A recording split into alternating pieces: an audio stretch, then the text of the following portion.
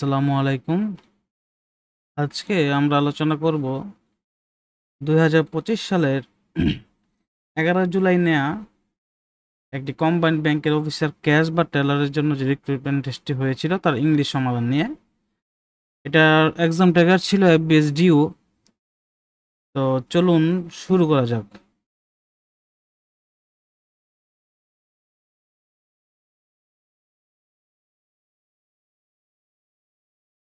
হ্যাঁ, আমরা যদি প্রথম প্রশ্নে চলে যাই, choose the correct antonym.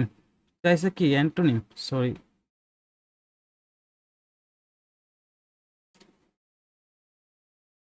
Antonym চাওয়া হয়েছে এখানে, সরি হ্যাঁ, বিপরীত শব্দ চাওয়া হয়েছে ফ্লোয়িং দ্য ওয়ার্ডস। মানে অডেসিয়াস, অডেসিয়াস মানে হচ্ছে ওডি। ওডি গাড়ি দেখবেন যে অনেক জোরে জোরে চলে, ঠিক আছে। আর ওডি কিনে, ওডি গাড়ি কিন্তু অনেক দাম হয়। ওডি গাড়ি কিন্তু সাহসীরা কিনে। তো ওডিসিয়াস হচ্ছে কি সাহসী। হ্যাঁ, বা বোল্ড, বোল্ড বলতে পারেন। ফেয়ারলেস, যার কোনো ভয় নাই, ফেয়ারলেস হচ্ছে কি ভয় নেই। ডেয়ারিং, ডেয়ারিং কি উদ্ধত বা ভয় নেই এরকম টাইপ। টিমিড হচ্ছে ভীতু, টিমিড মানে ভীতু। রাইট আনসার, রাইট অ্যান্টোনিম হচ্ছে ওডিসিয়াস হচ্ছে টিমিড। তারপরের প্রশ্ন যদি আমরা চলে যাই, ফ্রিভোলাস। ফ্রিভোলাস হচ্ছে ফালতু বা গুরুত্বহীন, এরকম কিছু। ফালতু বা গুরুত্বহীন বা যেটা কোনো সিরিয়াসনেস নাই। এটা অ্যান্টোনিম হচ্ছে লিখে সিরিয়াস। ট্রাইবাল হচ্ছে আপনার উপজাতি, কোনো কিছুকে উপজাতি। ফান, সিলি, এখানে হবে কি রাইট আনসার হবে সিরিয়াস। তারপরের প্রশ্নে যদি আমরা যাই, কন্ট্রিট। কন্ট্রিট শব্দের অর্থ হচ্ছে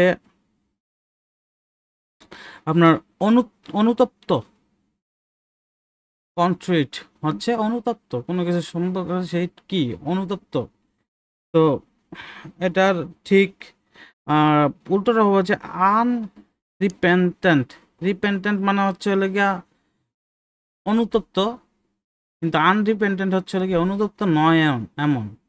অনুতপ্ত নয়, আনরিপেন্টেন্ট, অনুতপ্ত নয়।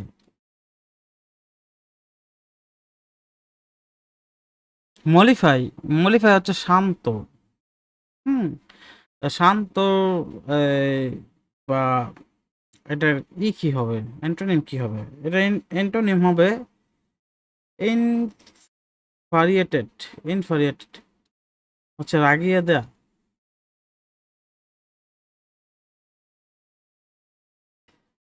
ঠিক আছে। তারপর ইনোকিউয়াস। ইনোকিউয়াস হচ্ছে মানে ক্ষতি করে না এমন। ইনক্সাস ক্ষতি করে না এমন। তো এটা ক্ষতি করে না এমনের অ্যান্টোনিম কি হবে? যেটা ক্ষতি করে, যে ডেঞ্জারাস, সেটা। যে প্লে প্লেকেট, এটাও কিন্তু শান্ত করে। এটাও কিন্তু মনে রাখবে, এটা কিন্তু ইম্পর্টেন্ট। হ্যাঁ, স্কুয়েন্ডার, এটাও সেম ইম্পর্টেন্ট। মানে এগুলো হচ্ছে শান্ত। তো তারপরের প্রশ্ন যদি আমরা চলে যাই, চোজ দ্য কারেক্ট সিনোনিম। এখন সমার্থক শব্দ চাইছে, এতক্ষণ অ্যান্টোনিম চাইছে, এখন হচ্ছে সমার্থক শব্দ চাওয়া হয়েছে। ইউবিকুইয়াস, এটা হচ্ছে লেগে সব ই- এটা হচ্ছে মানে সব সব জায়গায় যেরকম কিছু লাগে, মানে সর্বত্র টাইপের কিছু। তো এটা হবে মানে সব সব জায়গায় ছড়িয়ে ছিটে থাকা। এটা কিন্তু ইউবিকুইটাস নামে কিন্তু একটা 400-এর ওয়ার্ড লিস্টও আছে। ওয়ার্ড লিস্ট, হ্যাঁ। তো এটা হচ্ছে সর্বত্র ছড়িয়ে থাকা, এরকম কিছু, সর্বত্র ছড়িয়ে থাকা। এখানে রেয়ারও হবে না, লোকাল হচ্ছে হলে দেশীয়, এটাও হবে না। ইনভিজিবল মানে যে দেখা যায় না, এটাও হবে না। উইজ স্পেয়ার্ড, স্পেয়ার্ড হচ্ছে হলে ছড়িয়ে দেওয়া। ওয়াইড স্পেয়ার্ড, ওয়াইড মানে চারিদিকে ছড়িয়ে দেওয়া। এই যে এটা কিন্তু সিনোনিম হবে বি। তারপর লেগা পারফাংটরি। পারফাংটরি শব্দের অর্থ হচ্ছে যদি আমরা দেখি যে দায়িত্ব পালনের জন্য যান্ত্রিকভাবে কিছু কাজ করা, হ্যাঁ, তো মানে আপনার উপরে উপরে কিছু কাজ করা, মানে লোক দেখানো কিছু কাজ করা, এরকম বোঝাইতেছে। তা সুপারফিশিয়াল কিন্তু এরকমই ভাষা ভাষা বা যান্ত্রিক টাইপের কোনো কিছু কাজ করা। তো এখানে কিন্তু রাইট আনসার হবে সুপারফিশিয়াল। তারপরে প্রশ্ন যদি আমরা যাই, এমিলিওরেট, এটা কিন্তু খুব ভালো একটি শব্দ। এমিলিওরেট, এখানে আমরা এটা থেকে মনে রাখতে পারি এ মিলিয়ন রাত। মানে আপনার যদি কোনো উন্নতি করা লাগে, বলা হয় যে কোনো কিছু আপনি যদি উন্নতি করতে চান তাহলে সেই পার্টিকুলার বিষয়ে আপনাকে 10,000 ঘন্টা সময় ব্যয় করা উচিত। তা এই মিলিয়ন রাত, আপনার যদি কোনো কিছুতে উন্নতি সাধন করতে হয়, জিরো থেকে উন্নতি সাধন করার জন্য আপনাকে এই মিলিয়ন মানে অনেক সময় অনেক রাত ব্যয় করতে হবে। তো এই মিলিয়ন রেট হচ্ছে কি উন্নতি সাধন।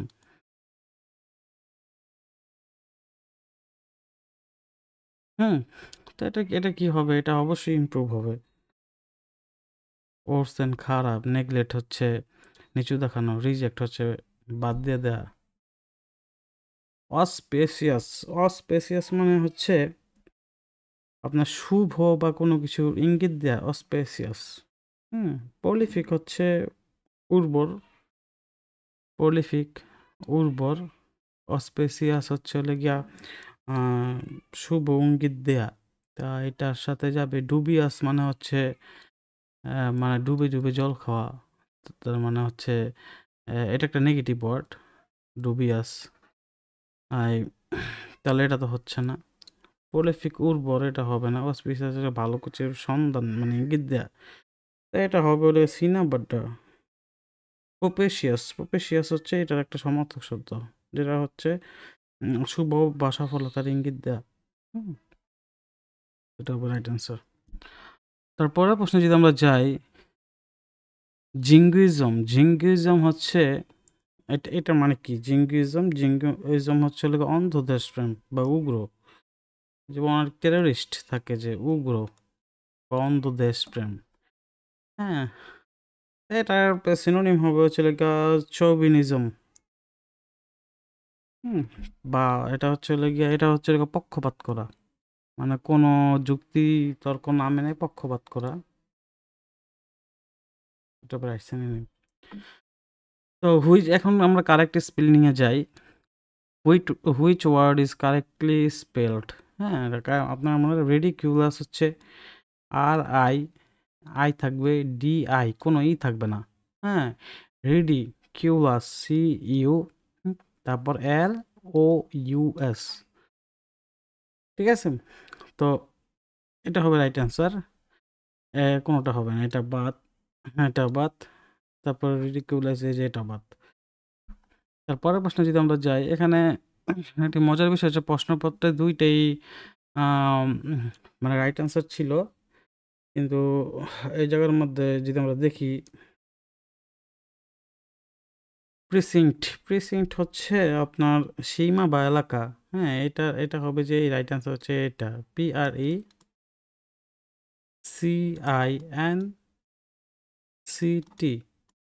সিঙ্কট, দুইটাই হবে রাইট অ্যান্সার। তারপর হচ্ছে I prefer coffee the dash tea, কোনো কিছু তুলনা বোঝাতে প্রেফারের সাথে, মনে রাখবেন কোনো কিছু তুলনা বোঝাতে প্রেফারের সাথে সর্বদা, প্রেফারের সাথে সর্বদা টু বসে, তুলনা একটার সাথে আর একটা তুলনা বোঝাতে। The concert was cancelled dash the heavy rain. আচ্ছা, কনসার্টটি ক্যান্সেল বাতিল হয়ে গিয়েছিল কিসের কারণে? হেভি রেইনের কারণে। এখানে ওয়িং টু হবে না। হুম, বিকজ অফ, ডিউ টু। এখানে দেখেন বিকজ যদি আমি যদি দেই, বিকজটা যদি আমি এখানে দেই, তাহলে বিকজ হচ্ছে কনজাংশনের মতো কাজ করবে। দুটি যেহেতু কনজাংশনের আগে একটি প্রিন্সিপাল ক্লজ আছে, তার মানে একটি ক্লজ আছে, তা এর কনজাংশনের পরেও একটি ক্লজ, দুইটা ক্লজকে তার একটা করতে হবে। তার মানে এরপরেও একটি ক্লজ লাগবে, কিন্তু এটিতে একটি কি ফ্রেজ, কারণ এখানে কোনো ফাইনাইট ভার্ব নেই। দেখেন দ্য হেভি রেইন, এখানে কিন্তু ফাইনাইট ভার্ব আছে, যার কারণে কিন্তু আপনি কিন্তু বুঝতে পারতেছেন এটা কোন টেন্সে আছে। এটা কিন্তু প্যাসিভ ভয়েসের পাস্ট ইনডিফিনিট টেন্সে আছে। দ্য কনসার্ট ওয়াজ ক্যান্সেলড, তো এখানে কিন্তু বিকজটা হবে না, সেজন্য কারণ বুঝালেও বিকজ হবে না। কারণ বিকজ যখন যুক্ত করে তখন বিকজের আগে যেই সেন্টেন্স ফরম্যাট, বিকজের পরেও সেই সেন্টেন্স ফরম্যাট থাকতে হবে। এখন বিকজ অফ এটা কি? এটা হচ্ছে লেখা নাউন ফ্রেজ।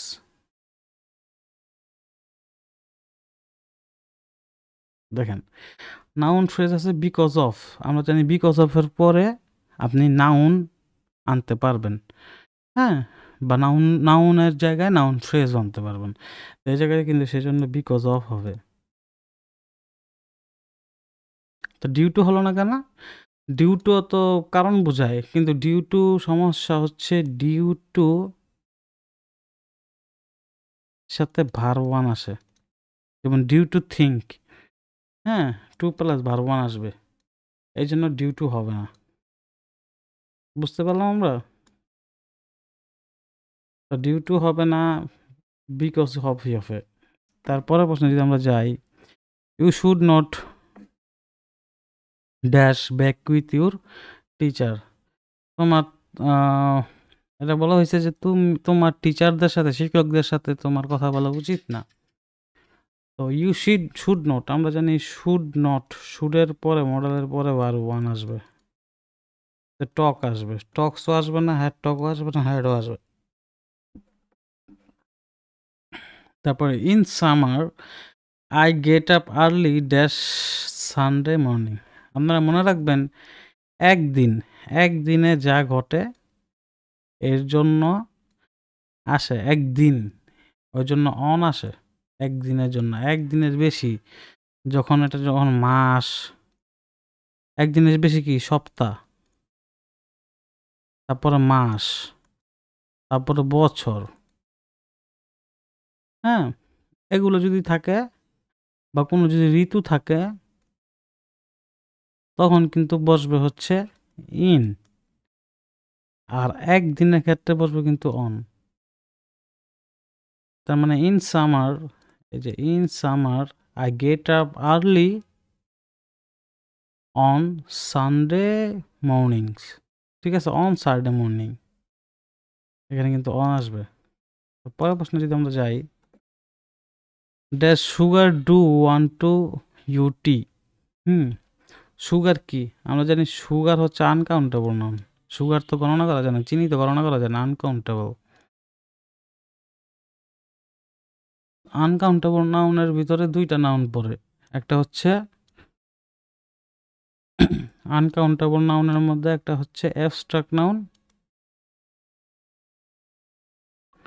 আর একটা হচ্ছে ম্যাটেরিয়াল নাউন। এখন অ্যাবস্ট্রাক্ট নাউনের মধ্যে তো এটা পড়ে না, সুগার তো যেহেতু আমরা দেখতে পারি, চোখে দেখতে পারি, এটা কিন্তু ম্যাটেরিয়াল নাউনে পড়ে। সুগার হচ্ছে কি ম্যাটেরিয়াল নাউন। এখন এটা যেহেতু গণনা করা যায় না, সেদিকে কিন্তু মেনি আসবে না। আনকাউন্টেবল নাউনের সাথে সবসময় মাছ বসে। How much sugar do you want in your tea, এটা কিন্তু হবে। তারপরের প্রশ্নে যদি আমি যাই, I sat on the couch and watched a documentary. I sat on the, দেখেন এটা ভার্ব টু এতে আছে, I sat on the couch, হ্যাঁ, আবার এন দিয়ে I watch a documentary, and watch a documentary, হ্যাঁ, এটা কিন্তু ভার্ব টু এ আছে। এখন এটা তো প্যারালেলিজম ঠিক আছে, এ ডকুমেন্টারি, এখানে কোনটা বসবে? কমফোর্টেবল থিং, কমফোর্টেবল কিন্তু অ্যাডজেক্টিভ, কোয়াইটও কিন্তু অ্যাডজেক্টিভ, সাইলেন্টও কিন্তু অ্যাডজেক্টিভ। কমফোর্টেবলি কিভাবে সে দেখতেছিল, এটা কি ভার্বকে মডিফাই করতেছে কে? যে মডিফাই করবে সে হবে অ্যাডভার্ব, তার কমফোর্টেবলি হচ্ছে কি অ্যাডভার্ব। তো এখানে আমাদের দিতে হবে কমফোর্টেবলি, এই সব এগুলা বাদ, এখানে অ্যাডজেক্টিভ বসবে না, কারণ অ্যাডজেক্টিভ কাকে মডিফাই করে? নাউন বা প্রোনাউনকে। তারপরে আমরা যদি যাই 19 নম্বর প্রশ্নে, Karim displayed an air of dash when the officer asks him if he know the speed limit. এই দেখেন এটা কিন্তু সাবঅর্ডিনেট ক্লজ। এটা ইফ যদি আগে চলে আসতো প্রিন্সিপাল ক্লজে তাহলে কিন্তু একটা কমা দিতে হতো, লিমিটের পর একটা কমা দিতে হতো, মানে if he know the speed limit comma Karim displayed an air of, এটা যদি আগে চলে আসতো, যেহেতু এটা পরে আসছে সেহেতু কিন্তু এই জায়গার মধ্যে কোনো কমা নাই। ডেইলি স্টারে কিন্তু দেখবেন এরকমভাবে লেখা হয়, if he know the speed limit. এখানে বলা হয়েছে যে করিম ডিসপ্লেড অ্যান এয়ার অফ, মানে করিমকে জিজ্ঞেস করতেছিল একজন অফিসার যে তুমি কি স্পিড লিমিট সম্পর্কে কিছু জানো? তখন ও এরকমভাবে তাকাইছে যে সে আসলে কোনো কিছু জানে না। এরকমভাবে তাকাইছে তার অঙ্গভঙ্গিতে। তো এখানে কি হবে? অমনি সায়েন্স হচ্ছে কি অমনি অমনি অমনি দিয়ে হচ্ছে সর্বত্র বোঝায়। অমনি সায়েন্স হচ্ছে যে সর্বজ্ঞানী, সর্বজ্ঞানী কেন, অবস্টেন্সি এটাও হবে না, প্লাটিটিউডও হবে না। এই যে নিসায়েন্স, সে এরকম মানে কোনো কিছু জানে না, এরকমভাবে তাকাইছে, তাই অ্যান্সার হবে nescience. They reach the cinema early so as they might get a good seat. এখান থেকে কি হবে, কোন জিনিসটা আমরা এখানে রিপ্লেস করব? দে রিস্ট কিসে আছে? রিস্ট আছে ভার্ব টু এ, পাস্টে আছে। মনে রাখবেন পাস্টে যদি থাকে অবশ্যই সাবঅর্ডিনেট ক্লজ পাস্টে আনতে হবে, কোনো সময় প্রেজেন্টে দেওয়া যাবে না। তো আমরা একটু বাদ দিয়ে দেখি প্রেজেন্টে কোনটা আছে। দেখি যে মেয়ে আছে প্রেজেন্টে, তাহলে এটা বাদ। এখন 3টা থেকে আটটা বাদ দিব। এখন যদি দেখি so that they might, so এর পরে দ্যাট আসছে, দে মাইট। এটা কিন্তু ঠিক আছে এই নাম্বারটা। In order to they might, in order টুর সাথে ভার্ব ওয়ান আসবে, ইন অর্ডার টু গেট। এরকম তো দে কিন্তু আসবে না, তো এটা কিন্তু হয় না। সো এস কোনো সময় দেখবেনই না, সো এস দে এটা কোনো সময় ফরম্যাট হয় না। সেজন্য এটাও বাদ। আর দেখেন এখানে কিন্তু ভার্ব টু আছে, মাইট দিছে এখানে, রিস্ট আছে এখানে। তো সেজন্য এই হবে কারেক্ট আনসার। তারপরের প্রশ্নে যদি আমরা যাই, the man to dash I sold my house was a gentleman. The man, আচ্ছা, I sold my house was a gentleman. Main যে বাক্য ছিল, the man was a gentleman, এটা ছিল মেন বাক্য। The man was a gentleman. এখন আমি এখানে একটি অ্যাডজেক্টিভ ক্লজ নিয়ে আসছি বা রিলেটিভ ক্লজ, যে আমি দ্য ম্যানকে ব্যাখ্যা করছি। The man dash to who I sold my house, যার কাছে আমি আমার বাড়িটি বিক্রি করেছিলাম। তো আই সোল্ড, এ দেখেন এই যে সোল্ড আছে ভার্ব টু, ওয়াজও কিন্তু ভার্ব টু, ভার্বও ঠিক আছে। তো to who I sold my house, এবং যার কাছে মানে টু হুম হবে। আর মনে রাখবেন প্রিপোজিশনের পরে কিন্তু সব সময় অবজেক্টিভ ফর্ম বসে, তা টু এর সাথে কোনো সময় হু আসবে না, টু হুম আসবে। এখানে কি হবে দেখেন, টু হুম আই সেল দিছে, কিন্তু ওয়াজ তো দেয়া আছে ভার্ব টুতে, তাই কিন্তু সেল কিন্তু হবে না, সোল্ড হবে। তাই জন্য এটা কিন্তু বাদ। টু হু হবে না, টু এর সাথে হুম আসবে, এই জন্য এটাও বাদ। আবার এখানে সেল দিছে, সেল আসবে না, এটাও বাদ। হু ওয়াজ সোল্ড টু, টু এর সাথে কি হু ওয়াজ সোল্ড টু, এটা কিন্তু আসবে না। এটা টু হুম আই সোল্ড। তাই রাইট অ্যান্সার কিন্তু এটা হবে, ডি নাম্বারটা।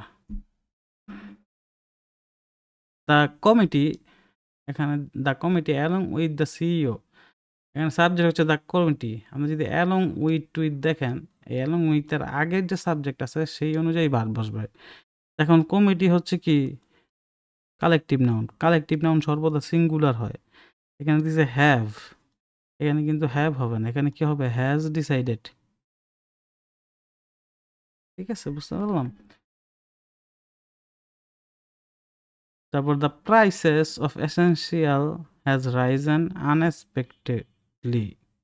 আচ্ছা, এখানে বলছে দ্য প্রাইসেস। আপনারা সবসময় মনে রাখবেন, অফের আগে, একবার অফের আগে যে থাকে সেই হচ্ছে সাবজেক্ট। তার মানে এটা হচ্ছে কি? এটা হচ্ছে সাবজেক্ট। তো সাবজেক্ট অনুযায়ী কি বসবে? ভার্ব বসে। দ্য প্রাইসেস অফ এসেনশিয়ালস, তার মানে আমাদের নিত্য প্রয়োজনীয় যে দ্রব্যগুলা হ্যাজ রাইজেন আনএক্সপেক্টেডলি, মানে আমাদের যে এক্সপেকটেশন ছিল ধারণার বাইরে গিয়ে দাম বাড়তেছে। হ্যাঁ, দ্য প্রাইসেস অফ এসেনশিয়ালস, এটার এটা হচ্ছে সাবজেক্ট। সাবজেক্টের ভার্ব হবে হচ্ছে হ্যাজ, হবে না, হবে কি? প্রাইসেস আছে, এই জন্য কি আসবে? হ্যাভ আসবে। Have Ryzen unexpectedly. তা হ্যাজ তো হবে না, হ্যাজ তো কাটা। হ্যাজ বিন রাইজিং, এটাও হবে না। এটা হচ্ছে লোকে প্রেজেন্ট পারফেক্ট কন্টিনিউয়াস টেন্সে চলে যাচ্ছে, এটাও হবে না। হ্যাঁ, তারপর হ্যাভ রাইজেন, এখানে কিন্তু হ্যাজ আছে, তাই এটাও কাটা, এগুলো কাটা। হ্যাভ রাইজেন, এটা হবে রাইট অ্যান্সার। হ্যাভ রোজ, রোজ বলতে কোনো কিছু হয় না, রোজ হচ্ছে ভার্ব টু, ভার্ব টু তো আসবে না, এখানে হবে ভার্ব থ্রি। হ্যাভ রাইজেন হবে। আনএক্সপেক্টেডলি কজিং, কারণ a lot of hardship to the common people. আচ্ছা, যেটার কারণে কি হয়, অনেক মানুষ কি করে, সাফার করে বা কষ্টে ভুগে থাকে এই দাম বাড়ার কারণে। Quality day, call it a day, যদি কি বোঝায়? এই বোঝায় হচ্ছে ফিনিশ ওয়ার্কিং, মানে সব কাজ টাজ শেষ, কল ইট এ ডে। তাই এটা মানে সব কাজ শেষ হবে, কোয়ালিটি ডে, মানে এটা আসলে একটি দিন। এলিফেন্ট ইন দ্য রুম, মনে করেন একটি রুমের মধ্যে সবাই আছে, এই রুমের মধ্যে একটা বড় হাতিও আছে, তো এটা কিন্তু সবার জন্য ডেঞ্জারাস। তার মানে কি, সবাই কিন্তু এটা কি দেখতেছে, এই প্রবলেমটা দেখতেছে, কিন্তু কেউ এটার মুখ মুখ ফুটে এটা নিয়ে আলোচনা করতেছে না। তাহলে এটা মানে কি, সবাই জানে এই সমস্যাটার ব্যাপারে, কিন্তু কেউ আলোচনা করে না। তার মানে হচ্ছে এটা হচ্ছে অবভিয়াস। অবভিয়াস মানে কি, সবাই জানে, মোটামুটি সবারই জানা। অবভিয়াস, অবভিয়াস ইস্যু, সবাই জানায় সম্পর্কে, এই প্রবলেম সম্পর্কে, এটাই হবে right answer. Large company, big investment, এগুলো হবে না। তো আজকে এ পর্যন্তই। আল্লাহ হাফেজ, আসসালামু আলাইকুম।